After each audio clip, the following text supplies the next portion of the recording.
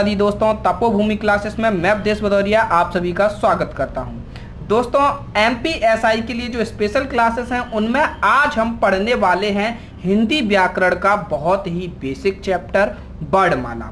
दोस्तों, ये चैप्टर आपका बेसिक तो है ही, चाहे आपको समास पढ़ना हो, चाहे संधि पढ़ना हो, तत्सम, तद्भव, रस, छंद, अलंकार, कोई भी चैप्टर पढ़ना हो उसके लिए ये बेसिक तो है ही। साथ ही साथ में एमपीएसआई के लिए ये एक स्पेशल चैप्टर इसलिए है क्योंकि एमपीएसआई के जो पिछले पेपर्स हुए हैं उनमें हर पेपर में वर्णमाला से 2 क्वेश्चन डायरेक्टली पूछे गए हैं। तो दोस्तों, आज हम सबसे पहले वर्णमाला को पढ़ेंगे, अच्छे से समझेंगे, उसके बाद जो पिछले साल जितने भी क्वेश्चंस इस चैप्टर से पूछे गए हैं उनको भी यहीं पर हल करेंगे। तो चलिए शुरू करते हैं। तो दोस्तों, सबसे पहले हम समझते हैं कि वर्णमाला क्या होती है।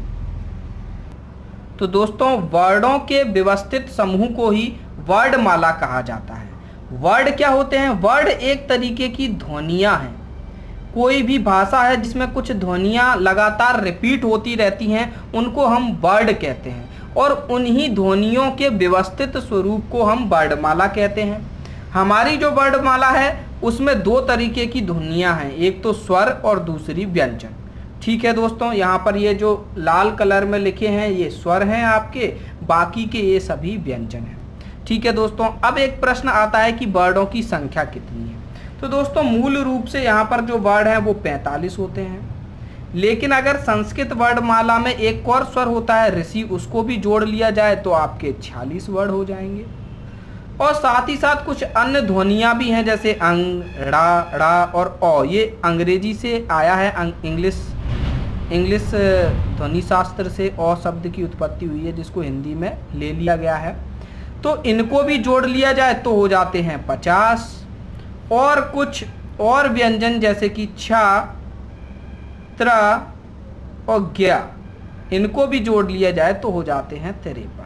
तो दोस्तों, इस तरीके से किस प्रकार से प्रश्न पूछा जाता है, वैसे ये एक विवादित है कि कितने वर्ण हैं, इस वजह से इस तरीके के प्रश्न पूछे नहीं जाते।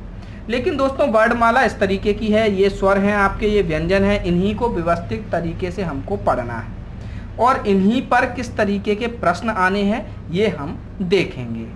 तो शुरू करते हैं स्वर से।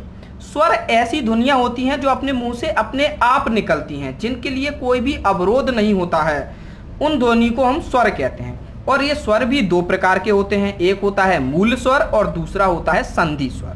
और ये संधि स्वर भी अपने आप में 2 प्रकार के होते हैं, दीर्घ स्वर और संयुक्त स्वर।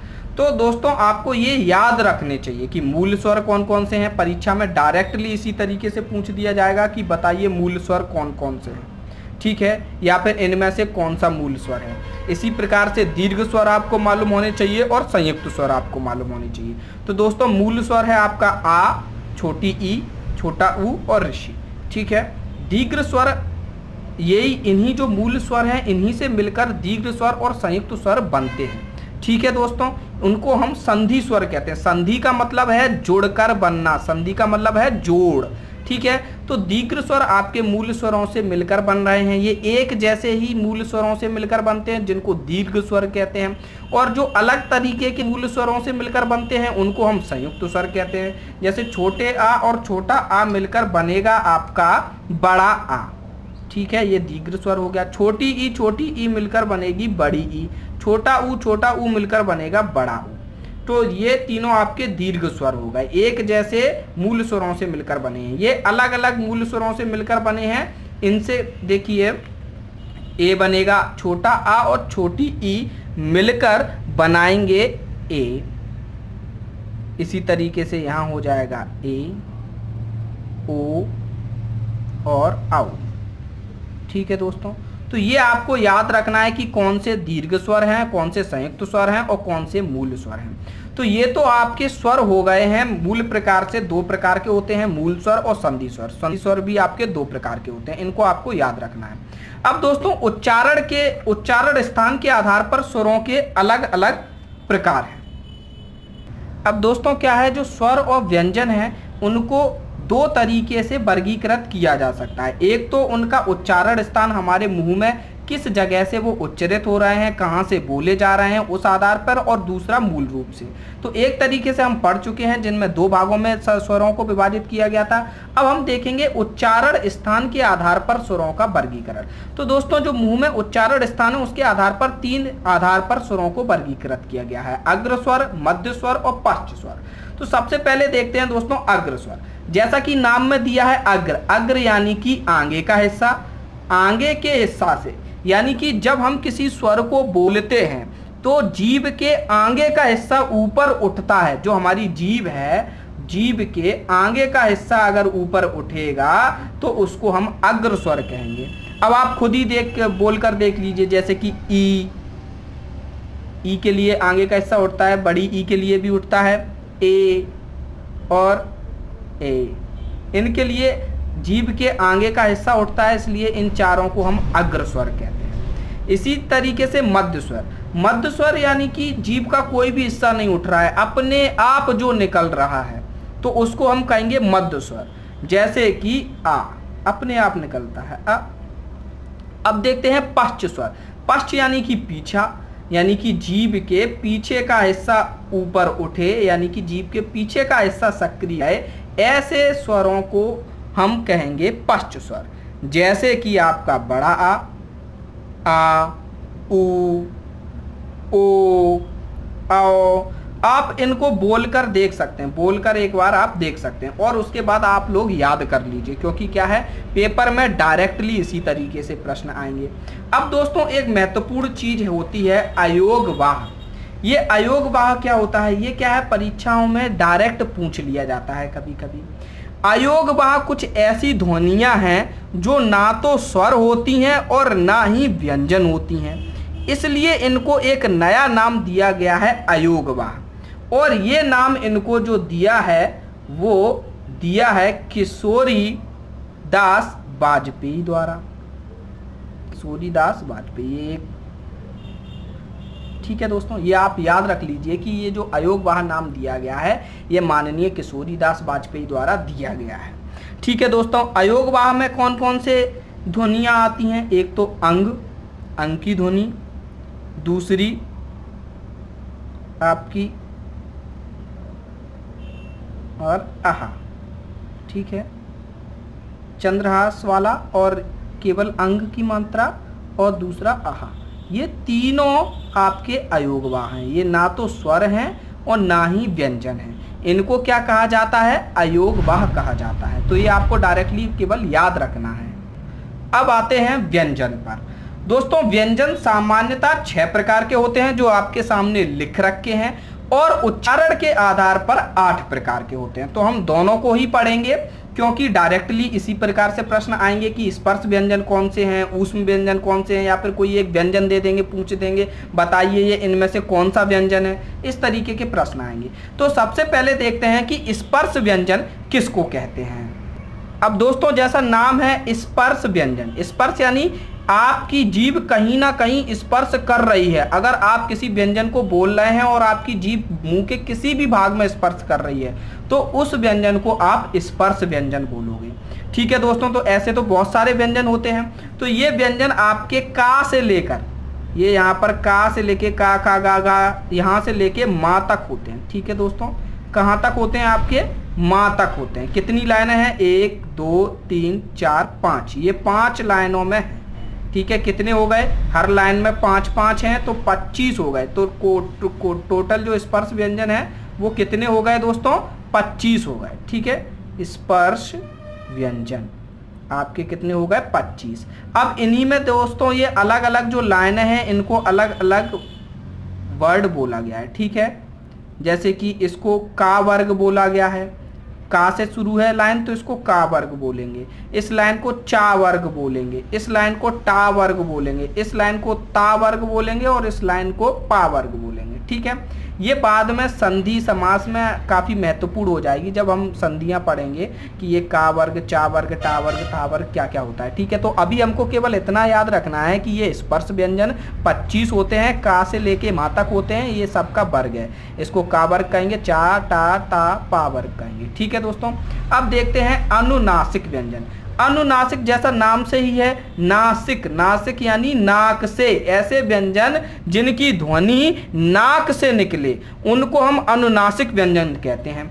वो सभी अनुनासिक व्यंजन कहलाते हैं। तो दोस्तों जो नाक से निकलती है वो ध्वनियाँ कौन कौन सी हैं, ये हैं, ये आपके 5 अनुनासिक व्यंजन हो गए, ना, ना, णा, ना, मा, ये आपके अनुनासिक हो गए। ठीक है दोस्तों, ये 1 2 3 4 5 ये स्पर्श व्यंजन भी हैं और साथ ही साथ में आपके अनुनासिक व्यंजन भी हैं, अनुनासिक व्यंजन।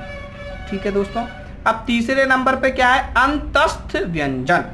इसका मतलब क्या होता है दोस्तों, जब हम इन व्यंजनों को बोलते हैं तो हमारा मुंह बहुत ही सिकुड़ा रह जाता है, लेकिन और जो ध्वनि है वो स्वरों की भांति नीचे से बीच में से निकल जाती है।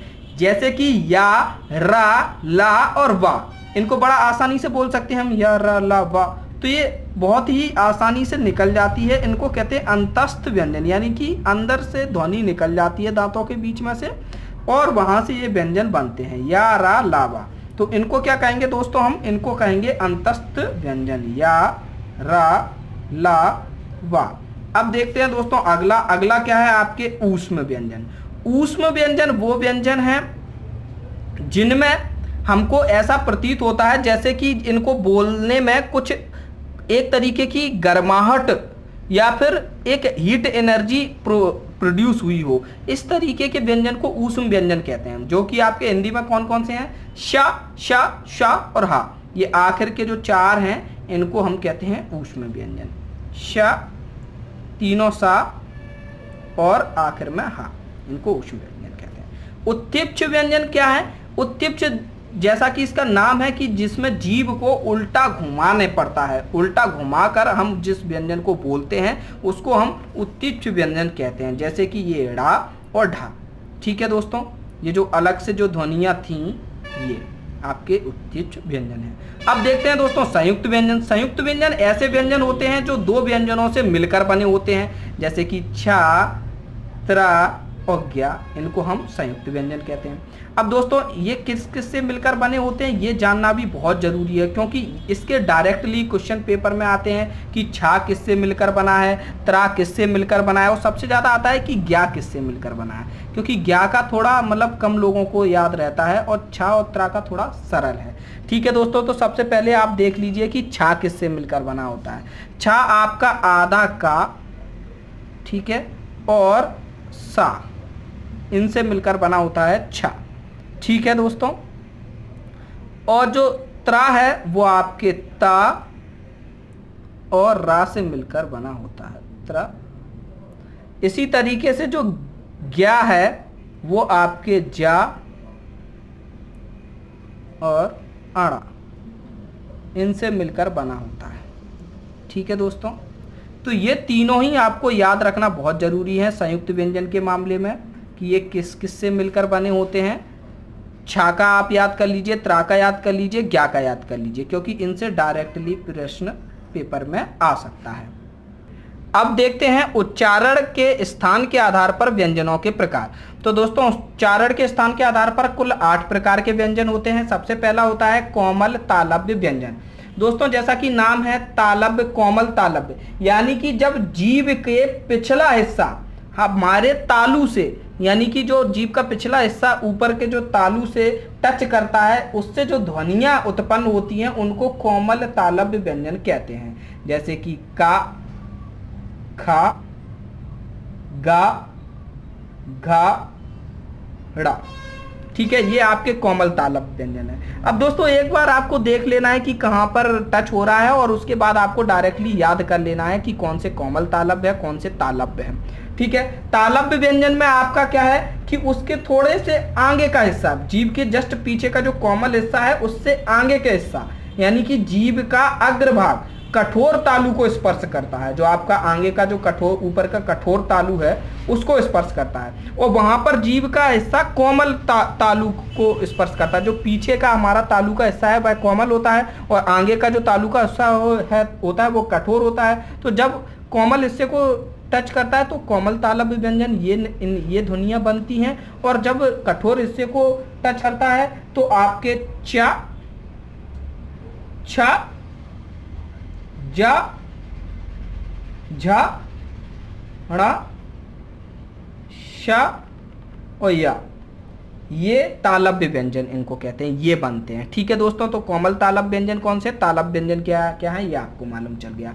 अब देखते हैं मूर्धन्य व्यंजन क्या कहते हैं। तो दोस्तों जो मूर्धन्य है, जो हमारी तालु है वो इस तरीके की है। ठीक है दोस्तों, ये आपका कठोर तालु हो गया, ये पीछे का हिस्सा है ये आपका कोमल तालु हो गया, और ये जो बीच का हिस्सा है इसको हम मूर्धा बोलते हैं। क्या बोलते हैं दोस्तों, मूर्धा। तो इस हिस्से में जब जीभ टच करती है तब जो व्यंजन ध्वनियां निकलती हैं उनको हम मूर्धन्य व्यंजन कहते हैं, जैसे कि टा, ठ, ड़, ण, इनको हम मूर्धन्य व्यंजन कहते हैं। ठीक है, अब देखते हैं दोस्तों दंत्य व्यंजन। जैसा कि उसमें पहले से ही बता दिया है, दंत यानी कि जब व्यंजनों के उच्चारण में जीभ की नोक ऊपरी दांतों को स्पर्श करे। ठीक है, दांत से मतलब है यानी ऊपर के दांतों से जब जीभ की नोक हमारी टच करती है तो वहां से जो व्यंजन बनते हैं उनको दंत्य व्यंजन कहते हैं। जैसे कि ता, आधा ता, था, द, श, ये जो ध्वनियां निकलती हैं। ठीक है दोस्तों, इनके लिए क्या कहेंगे हम, दंत व्यंजन, ता, था, द, ध, स।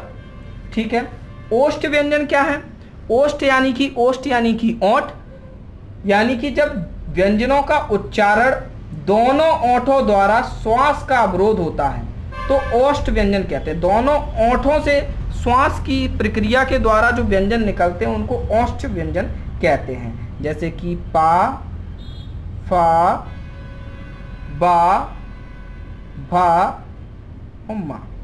ठीक है दोस्तों, अब देखते हैं दंत्योष्ठ व्यंजन। जैसा कि उसमें नाम में ही है दंत और ओष्ठ, यानी दांत और ओंठों का कोई संयोजन है। तो जिन व्यंजनों के उच्चारण में निचला ओंठ दांतों से स्पर्श करता है, जो नीचे का ओंठ है आपका ऊपर के दांतों से स्पर्श करता है, उसको दंत ओष्ठ व्यंजन कहते हैं। जैसे कि वाह, जो वाह ध्वनि है वो इसी तरीके से निकलती है, वाह। ठीक है, अब देखते हैं वर्च व्यंजन। वर्च व्यंजन जिन व्यंजनों के उच्चारण में जीभ ऊपरी मसूड़ों को स्पर्श करती है। दोस्तों जो वर्च है, वर्च का मतलब होता है मसूड़े, तो ऊपरी मसूड़ों को जो स्पर्श करती है उनको हम वर्च व्यंजन कहते हैं। जैसे कि ना, रा, ला, ना, रा और ला। ठीक है दोस्तों, ये जो व्यंजन ध्वनियां हैं ना, रा, ला, ये आपकी वर्च व्यंजन हो गई। अब देखते हैं आखिरी स्वर यंत्रमुखी या काकल्य व्यंजन।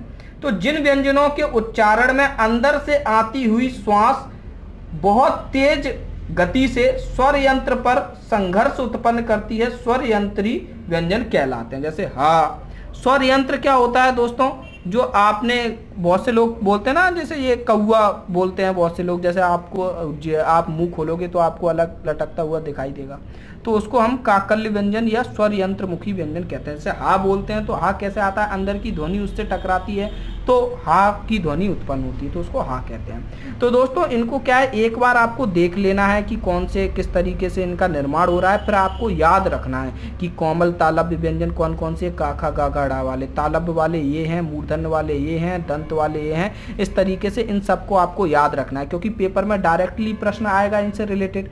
ठीक है, तो हम एक बार याद कर लेंगे तो हमको फिर कभी भी दिक्कत नहीं होगी।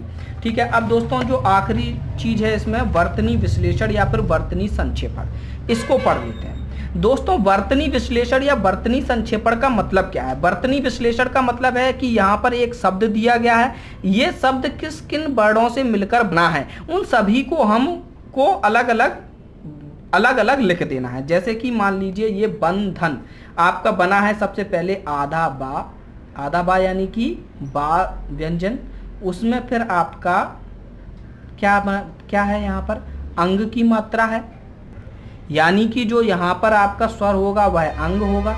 देखिए कोई भी व्यंजन हो वह स्वर से मिलकर तो बनता ही है, तो जो बा पे अंग की मात्रा है उसको इस तरीके से लिख सकते हैं, बा प्लस अंग, तो उसी तरीके से लिखा। अब धा है, धा को कैसे लिखेंगे, धा प्लस इसमें छोटा आ जुड़ा होगा। इसी तरीके से ना आधा प्लस इसमें छोटा आ जुड़ा होगा। इस तरीके से हम बंधन को पूरी तरीके से विश्लेषित करके लिख सकते हैं। इसी को वर्तनी विश्लेषण कहते हैं। अब दोस्तों इसी तरीके से वर्तनी संक्षेपण होता है। यहाँ पर एक वर्तनी लिख दी गई है, अब इसको संक्षेपित करना है। ठीक है दोस्तों, तो जब जा में ड़ा मिलाते हैं तो क्या बनता है, सबसे पहले हमको ये देखना पड़ेगा। तो जा में ड़ा मिलाते हैं तो आपका बनता है ज्ञा।